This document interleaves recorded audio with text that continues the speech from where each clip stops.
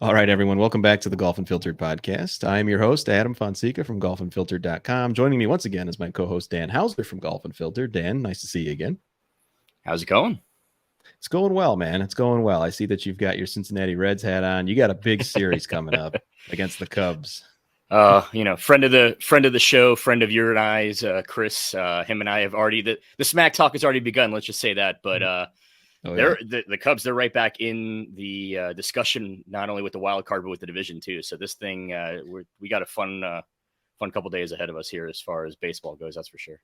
For sure, yeah. Chris and I were able to play golf yesterday together, and he wore his Cubs golf polo. He had his bucket hat on. Your name came up once or twice. I'm like, man, you guys got a big series coming up, so that's going to be exciting. Us White Sox fans have nothing to cheer for, so I'm just that's okay. Us Reds fans can relate to that because usually by this time of year, it's like, okay, how long till football season starts now? But we're still plugging along, so it's been exciting. Definitely. All right, so let's talk some golf. We had an exciting tournament over the weekend, the 3M Championship over in Blaine, Minnesota. Lee Hodges wins over the rest of the group. 7-shot victory for his first PGA Tour win. Did you watch any of the tournament? I will admit, I didn't see a shot. If it wasn't on Twitter, I did not see it, no. In my defense, though, on Thursday and Friday, Thursday I was in Boston. Friday I was traveling back from Boston. So those 2 days, there were some other things going on. It was my wife's birthday on Friday. So this weekend we were kind of doing her related birthday activities. So yeah, no, I don't know how much of it I would have watched even if I was sitting on my couch for 4 days. But I basically just saw your standard social media clips on Twitter. That's pretty much how I ingested it too. I mean, which is fine. I think that's how I watch most of my golf these days, with the exception of the majors. And watching the highlights and the shots of the highlights from Lee Hodges. I mean, it was a dominating performance from a guy that, again, this was his first victory. He had been around. He's a name that golf sickos like you and I know, but this is a guy that, he goes out, he's played in a ton of tournaments. He made just this huge leap in all the standings that matter. It just made me think, how would I want to win my first PGA Tour event? Would I want to tough it out with a one-shot playoff victory, or just completely decimate the field? And I'm not sure. How would you land? I don't know. So I feel like if I had that really big lead, I would screw up coming in and then I'd lose that lead because it would just be like, okay, whatever, I'm good. At the same time, though, from a nerves perspective, one shot's not exactly a lot of fun. I feel like Tiger had it right when most of his career, when he was winning these events, 7, 8, 9, 10 shots and just kind of using the back nine as a little bit of a victory lap. But it was an incredibly impressive performance. You mentioned it was Lee Hodges' first win. Obviously, that's a name that golf sickos like us know. It's a name. It's not a name that many other people know. It's certainly not a name that you would expect to win by 7 shots, right. Regardless of strength of field. It's definitely not a name. So good for him. Obviously, if there's ever a time in the golf calendar where you kind of want to be quote unquote peaking, it would definitely be right now as we head into the playoffs, because you have a couple of hot weeks this time of year, and you can change the trajectory of your entire professional golf life if you can make a deep run into the playoffs. Absolutely. And Lee Hodges moves up to 33rd in the FedEx Cup point standings, which is, securely gets him in the top 70 for the first event. And we'll talk more about that here in a second. I know you know where I'm going with that. But as far as, big wins on tour, the last 2 weeks have kind of been blowouts, all things considered. I mean, the Open Championship, Ryan Harmon winning by multiple shots, and then, of course, Lee Hodges winning by 7. What was really interesting, and you pointed this out to me, there were a lot of people on his tail. There were, I think, a 4-way tie for second place at 17 under. Lee Hodges finishing at 24 under. One of those names, one of the JTs that we're going to talk about, JT Poston, little bit of an aggressive approach to his final hole. What happened there from your recollection? Yeah, so heading into 18, he was in solo second. He obviously finished tied for second. With that triple bogey, I believe it was. Yep. 18 is a par 5, so 8 triple bogey. Yeah. So he was trying to go for the green in 2, thinking maybe if he could, I guess at the time, so if he was at 20, before that triple. So he's probably thinking if he can get in 2 and get an eagle putt, maybe it puts a little bit of pressure on the leader coming down the stretch. Obviously, he's trying to get the win. His second shot hits a rock and bounces way back into the water. He ends up making triple. And so that solo second becomes a tied for second, which I don't exactly know when this started, but golf Twitter seems to be infatuated with how much a shot or 2 shots may cost a player, especially on the 72nd hole. This week, it happened to be Kyle Porter who mentioned that, I don't have the tweet in front of me, I think it was $290,000 or something was the difference between a solo second and tied for second. And so he tweeted that out on Sunday after the round. And like I said, we see that a lot these days on golf Twitter. People talk about, how much they made or a golfer might have made or lost on that final hole. What kind of made this one a little bit different is JT Poston actually took the time to respond back, something that a lot of golfers do not do. And what he basically, yep, there it is right there. And yeah, exactly. He said it right there. He's not trying to come in second. He was trying to get the win.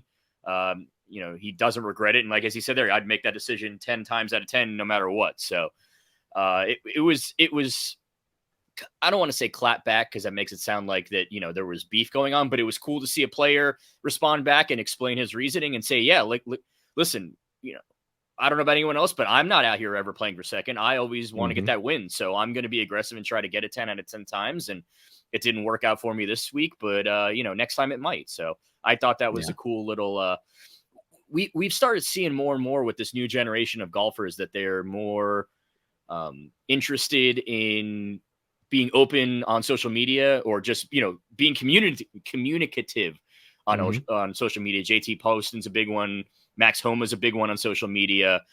So it's been kind of cool because they kind of share with us their mindset almost in real time, which is Twitter, X, whatever you want to call it. That's still the one thing that it's good for these days is you do get real-time reactions to things. If you can find it in your timeline, but if you can, you can still get real-time reactions to stuff. So. Yeah, that's a fair point. I mean, with all the changes in social, it's almost hard to kind of keep up with it. But what you say is very true. And we were talking a little bit about this before we hit record. There is that element of, guys like us or the larger accounts, of course, no laying up, Kyle Porter, of course, at CBS and others, they want to get that reaction. So I'm not sure if it's, purposeful or if they're just throwing anything out there just to get a reaction, but these tour players are responding to it. And certainly JT Poston, not somebody who typically does that. I mean, not that I've seen, but names like you said, Max Homa, I think Michael Kim has been very active as of late for some reason. It just seems like it comes in waves. But where's your stance? Justin Thomas. Yeah, Justin Thomas, which we'll get to him here in a second too. Yeah. But yeah, I mean, what's your thought on this whole element? I mean, I know that you are active on Twitter, but you correct me if I'm wrong. I don't see you like tweeting at a lot, and I don't do this either. Tweeting at a lot of stars. I mean, it seems like a matter of taste, right? Yeah, I mean, I don't personally do it. I will say that I do enjoy, especially in the sports world, when some of these athletes do respond back to those Twitter accounts that do, whether it's call them out directly or tweet at them or mention them in a tweet that gets back to them, because it is nice to see. At the end of the day, these athletes are human beings just like we are. They have thoughts, they have feelings, they have opinions. And so it's kind of cool when and I think that was one of the biggest appeals of Twitter in its early days and up until Elon took over. It's that you could have some random Joe Schmo like you or I on there, and in our mentions or just in a same tweet could be a LeBron James, or it could be a JT, it could be anyone. And so really everyone is kind of equal from that standpoint, as far as everyone is sharing their thoughts and opinions. And it's nice to kind of get some behind the scenes, like I mentioned, it's nice to get some kind of behind the scenes thoughts from these people in real time. Because it used to be we'd have to wait for a press conference, or would a reporter go chase them down and ask them a couple questions, or would something come out about it in the newspaper maybe 3 or 4 days later, or even the next week at the next event. So the fact that basically 5 minutes after it happened, JT Poston is on Twitter responding back to Kyle Porter, explaining exactly why he did it and his reasoning behind it. I think for the average golf fan or sports fan out there, it's a really cool thing. Unfortunately, whole nother discussion for a whole other time. Twitter, X, whatever you want to call it now, is not quite that platform that it used to be anymore. But every once in a while, we still get that little glimpse of a reminder of what it used to be, and we still can get some cool little nuggets or tidbits from some of these athletes. Absolutely. And these athletes, especially in the case of JT Poston and others, they got to play hard. I mean, the playoffs are right around the corner. August 10th, which I believe is next week, if I'm or pretty darn this week close. is the last week of the regular season with the Wyndham, and then we're right onto the playoffs. Absolutely. Coincidentally, my birthday, Daniel. I don't well, I can't believe it's coming up. But there's one name who certainly is outside of the playoff cut right now. The top 70 get into the FedEx in the first round of the FedEx, which is coming up very quickly. Justin Thomas, the other JT, we've talked about him in a couple episodes recently, not playing well, misses the cut in Minnesota. He has fallen down to 79th. Obviously, there's a lot riding on not only his season, but also some Ryder Cup aspirations. Someone who has played in the Ryder Cup, who has played well in the Ryder Cup. What's going on with JT, man? We talked about it last week. What sense can you make out of this? We kind of assumed that he was entering the 3M to kind of get things right, so he could kind of guarantee his spot in the playoffs and maybe help convince Zach Johnson to throw him a captain selection. Then he goes and misses the cut. Now he's entered into the Wyndham this week to, in theory, try to do the same thing. I understand his logic on trying to enter in all these tournaments at the very end to try to make his case. Unfortunately for him, it's making his case, but in the wrong direction. Right.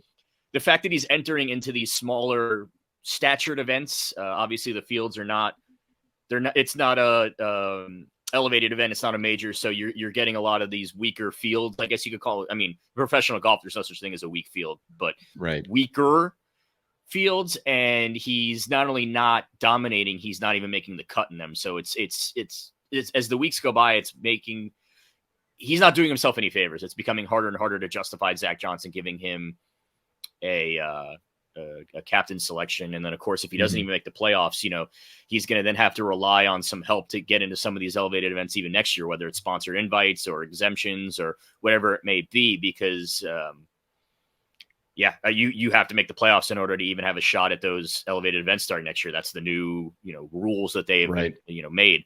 So yeah, I don't know the exact scenarios for this week. Obviously making the cut is the bare minimum. I'm sure probably a top 25 finish is he would have to do, finish in order to really guarantee that he gets into that first playoff event. I said, I don't know the scenarios. We'll see when they come out, but making the cut is just the start. And then I'm sure from there, he'll have to put some rounds together on the weekend to solidify any chance of making the playoffs. One of my favorite moments from the weekend was on X or Twitter or whatever. And I was just scrolling and I saw Justin Thomas chiming in about watching the US Seniors Open, British Open. And he's like, wow, yeah, it's crazy watching these guys just get beat up. I'm paraphrasing. I don't remember what the tweet was. And I'm just sitting there thinking like, bro, you missed the cut in Blaine, Minnesota. Like, I mean, you know what really is fun is when you get to sit home from work and watch golf. It's like, come on, like, what are you doing, bro?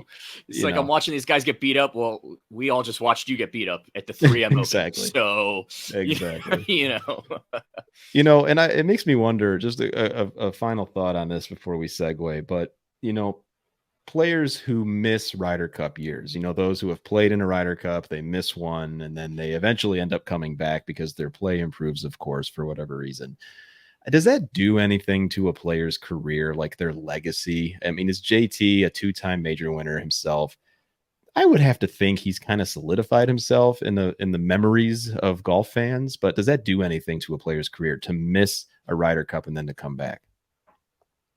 So I think 20 years ago, I think in the Tigers' heyday and even a little bit before that, don't get me wrong, the Ryder Cup is still great. I think it still has an amazing atmosphere. Everyone gets up for it. I don't personally feel like this younger generation looks at the Ryder Cup in the same way that your Ernie Els, well, not Ernie Els, he wasn't able to beat it, but you know what I'm saying, your Ian Poulters and your Tigers and your guys from, previous generations may have looked at it. I think as far as like this new wave of golf goes, I think that that Rory class and that Rory age group, I think they're the last who because they were the last who really grew up on it being this like drag out, all out brawl. And then this younger generation grew up on the European side, just dominating for what, a decade plus. It was never even close. So, does JT want to play on this Ryder Cup? Yeah, absolutely. Of course, I'm sure he does. If he doesn't, is it going to be, oh, well, you're no good at golf anymore, and we're going to look at you in different? I don't think so. I think these guys, it's the majors to them. So I don't know this for sure, but I feel like to some of these guys, if you said to them, hey, you could win 5 Ryder Cups or you could win 5 majors, I think a lot of them would be like, give me the 5 majors. Whereas, 20, 30 years ago, it would have been, give me the 5 Ryder Cups. But, and there's nothing wrong with that. It's cyclical. You look at other sports and you look about these newer generations and you think about how they came up and what they watched, and then now what they try to emulate, or how their minds are shaped as a professional athlete now based on how they watch, how they grew up and what was going on around them. So yeah, I just, unfortunately, when the European side is winning for 10 straight, decade plus, and it's not even close except for a year or two here and there, it's just going to shape your overall opinion on the Ryder Cup as a whole, especially if you're on the American side of things. And it's great now that these guys are coming in and it's competitive again and they're winning, but I don't think that, like I said, I think that they'll take the majors over the Ryder Cups at this point. I think you're right. Yeah. I still feel that at this point, the individual nature of the sport, of course, being an individual sport itself, it kind of takes precedent over the team. And certainly everyone says, oh, you're playing for your country or, for Europe or whatever. But in the same token, I think you hit the nail on the head. I mean, these players want to have the individual accolades for sure. Look, it's like in basketball, these young guys that are coming up now that are in the last 5 years or so getting drafted, they came up watching LeBron. So they want to be like a LeBron. For us, it was Michael Jordan. But if you ask these guys, some of them might not even know who Michael Jordan is, other than being the the owner of the Hornets or whatever, or from another thing. But they might not even know him as the dominant player of the Bulls that he was. So I mean, it's not directly apples to oranges, but yeah, they just know him as the Ryder Cup co-captain that shows up every time. Yeah, right. But so it's not directly apples to oranges, but it's similar. I mean, the Ryder Cup for Tiger's group was a bigger deal. I think it was a bigger deal than it is now. And I could be completely wrong, but that's the vibe that I get overall from how things are now. Yeah. I mean, I don't think you're too far off. I mean, just the way that the sport has evolved and changed or shifted, whatever term you want to use, it definitely seems, the individual accomplishments and achievements seem to take precedent. And it's not a bad thing either. I think that it's great that these guys continue to honor and respect the majors the way they do. I think that's absolutely fantastic, because at the end of the day, especially in this current landscape of golf, the majors are the only thing that's really sacred anymore. It's really the only thing that we can really enjoy, I mean, not really enjoy anymore, but it's still the 4 events a year where no matter what other crap is going on in the world of golf, you still have the Masters, you still have the PGA, you still have the US Open, you still have the Open Championship. So I will say that I think it is great that that hasn't changed, and that even as the generations continue to evolve, that those majors still continue to be respected, revered, and that's what they're shooting for. So before we get into one of the big changes that was announced last week, just a quick reminder, folks, that we are powered by Bridgestone Golf, this podcast, as well as our website. New partners this year. We've worked with them for a while, but now they're officially official. In addition to our other sponsors that we have, of course, Cog Hill Golf and Country Club. Thank you to them. They've been our longest time partners. Be sure to go out to coghillgolf.com to check them out. Sharp Focus Nutrition is another long-term partner. They are great. I mean, if you're not aware of what they offer, essentially, if you want to play your best, you got to put the right things in your body. And so the guys over at sharpfocusnutrition.com have done that. They're actually coming out with a new video series, Dan, which is going to be really interesting for players to kind of fine tune their game. They got a lot of great sports psychologists working with them, so be sure to check them out. Last but not least, our friends over at Mizuno Golf, new partners as of this year. God, it feels like they've been around for a lot longer, but it's as of this year. Everyone knows nothing feels like a Mizuno. They make some of the best irons in the game. Be sure to check them out. I think we've covered everyone now, Dan. So let's talk about our next topic here. We're just such a big podcast that we've got so many Hey, I love it. sponsors. People want to keep supporting us, and I think that's awesome. So keep them coming. We'll continue Absolutely. to keep expanding that list if people want to continue to help us out. That's right. One of the big pieces of information or news that broke. First of all, welcome back to Jay Monahan, friend of the program. We love talking to him. He's back in the office. We've missed him. Basically, he announced in a memo to his players, which I'm just going to say it, Dan. I think this was just an olive branch attempt to win over some of the loyalists that stuck around. The PGA Tour is not going to adhere to the model local rule of the USGA's rollback, whatever that means. They've talked about the ball, could be more than that, whatever. They're just not going to do it. So how did you interpret that when you heard the news? Yeah, same way you did. This is 1000%. He is now trying to, for lack of a better term, kiss up. Yeah. He knows that he screwed up. He knows that he screwed up and then skipped town for a little bit. Obviously, once again, we're not trying to make light of any of the medical stuff he was dealing with. Obviously, it's great that he's back and seemingly back to in good spirits and all is well health-wise for him again, which is great. But yeah, the timing of that health issue was not great because all that happened. And then he basically left the players to have to answer all those questions that they didn't have answers to because he didn't really fill them all in before he left.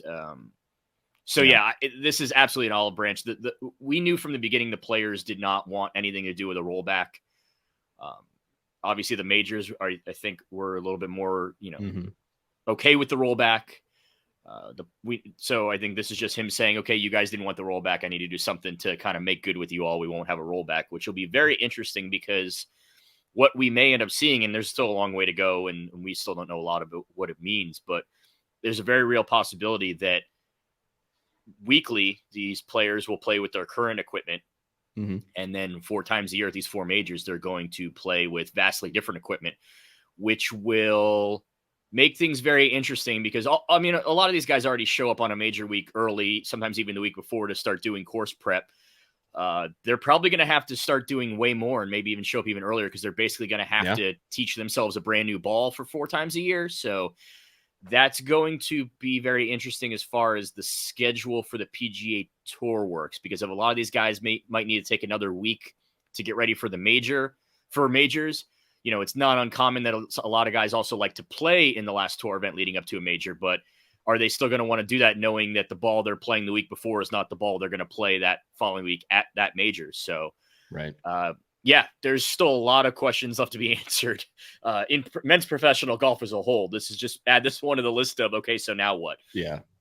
It's like every single week, it seems like there's something new and that we have to kind of keep up on. So, you and I talked a little bit in our group chat too. I mean, at this point, I don't know where you stand on this, but I'm like, look, let's just, can we just make the PGA Tour its own complete, just separate entity in golf? I mean, let's just have TPC courses, host these tournaments. They've got a ton of funding now from the Public Investment Fund from Saudi Arabia. Go buy a bunch of courses. Go buy Cog Hill, for crying out loud. I don't know.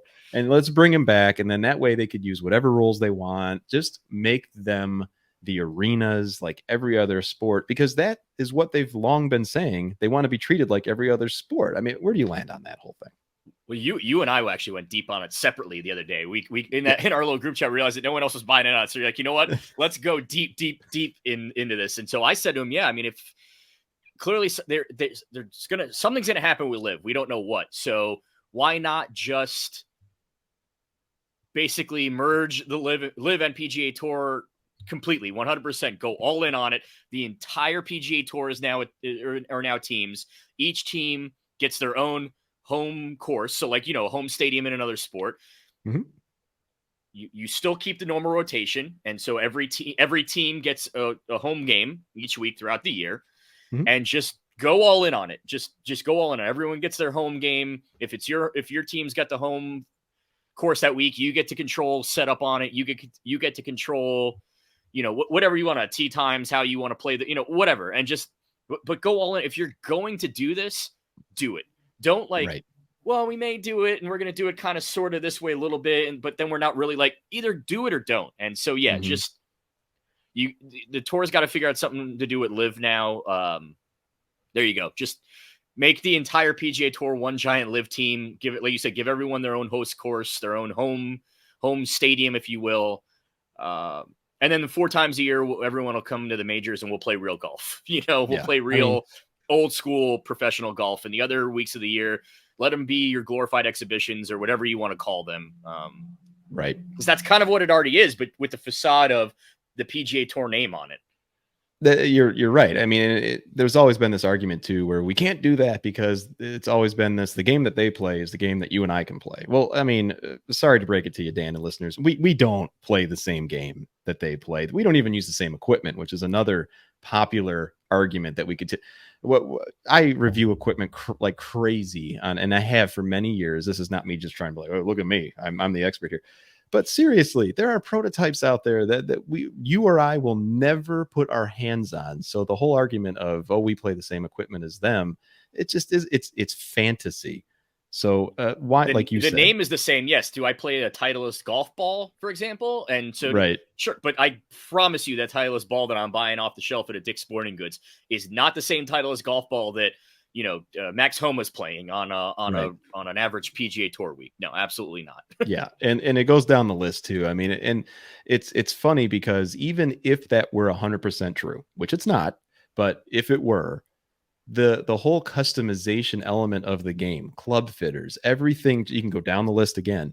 We are not playing the exact same things in baseball. And I know this is kind of a false equivalency, so forgive me, but in baseball, everyone's using the same type of equipment. Everyone's, using the same baseballs, the bats, all these things. Certainly there are standards just like there is in golf, but the wide array of customization options available in this game that we talk about every week, Dan, it already makes it a completely different sport from one player to the next.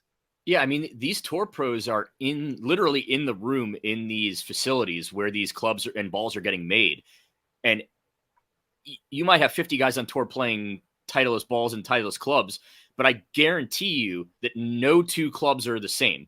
Not a single guy has the same 7-iron as any other player on that tour because everybody has a preference when it comes to lofts, the stiffness or of a shaft, the way the ball feels. Do you want it to have more spin on it? Do you want it to go further? Do you want to have more give on it? Like it's like a snowflake. No 2 snowflakes are alike. No 2 7-irons on the PGA Tour are alike. That's a good point. If no 2 7-irons on the PGA Tour are alike, there's no way that any of those 7-irons are like ones that you and I are playing. If they're not even the same for professionals, they sure are not the same for us. Yeah, absolutely. And so it's interesting that they're not going to implement this model local rule where they're going to roll back anything, which, you know what, fine. Like you said, let's make the divide specific now. Let's divide the 2 sports or the 2 games within the sport, if you want to put it that way. Let us have our thing.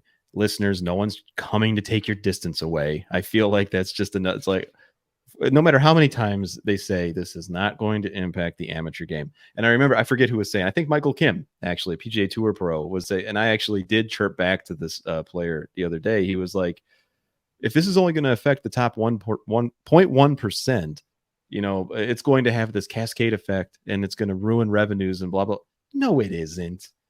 The other 99.9% is going, that's who the game belongs to. We're going to still buy stuff.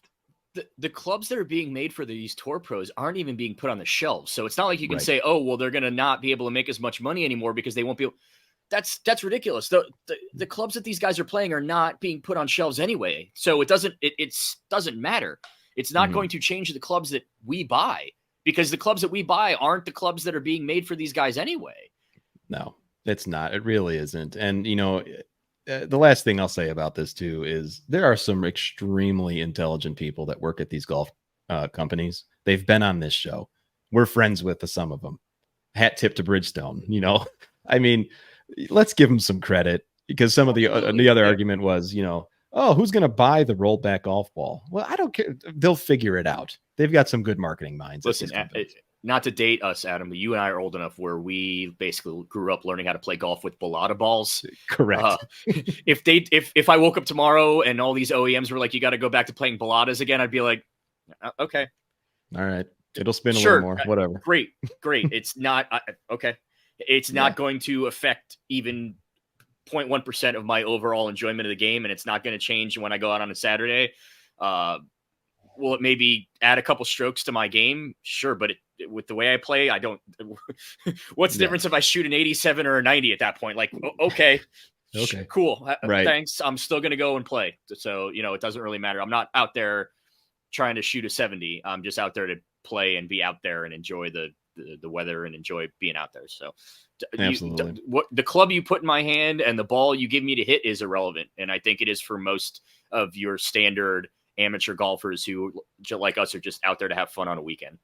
Correct. And if you're one of those players that are, have professional aspirations, then by all means, maybe there's an avenue that they go and they play certain types of things, but it doesn't change the fact that, again, like we've been saying, there's so much customization and so much attention paid to the way that a golf bag is made up, even down to the golf ball.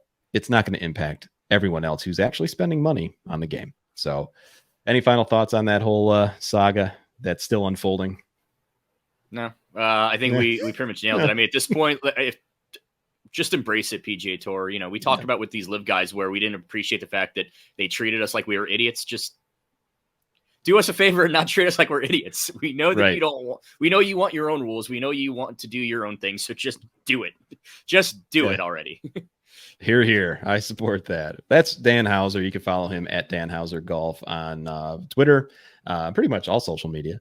You can follow me at Adam J. Fonseca, Twitter, X. I mean, I don't know. We need like a rule book on whatever it is. On my app, I still have the bird. So I know do you really? A lot of people are posting that they don't. I haven't gone on my PC yet, but on the app, I have not updated it through Apple, through the whatever. But yeah, no, I still have the bird. So I guess I'm still on Twitter technically for today. There you go. I got the little X now. I'm still sick of this whole thing. I mean, it is what it is. At any rate, you can find us there. You can find us on TikTok, Instagram, Threads. You can find us everywhere. Be sure to also, I'll just throw out there at Golf Unfiltered, where you can find us. And the last thing I will say is this is the first episode in our new agreement, Dan, with Believe.com, BLEAV.com. It's a new platform that we are very excited to be joining. They got so many cool shows out there with some really interesting athletes. Some of the favorites that we've seen. I mean, Pac-Man Jones has a podcast. Yeah, you and I went down. We saw some names and we were just like, oh my God, this is amazing. And just for those of a certain age range, you will see some names that you're like, oh, that's so cool. So yeah, totally. So you may be seeing some new content here in the near future, but you could find us over at BLEAV.com as well. But you could also find us in all the regular places that you find us, Apple, Spotify, and what have you. So Dan, it was nice speaking with you again. Let's hope that we don't have some new earth-shattering golf news this week. I kind of need a break. Maybe we can go 1 week without, not that this one was an emergency podcast, but maybe we can go 1 week without having to even float the idea of an emergency podcast. That'd be nice. True that.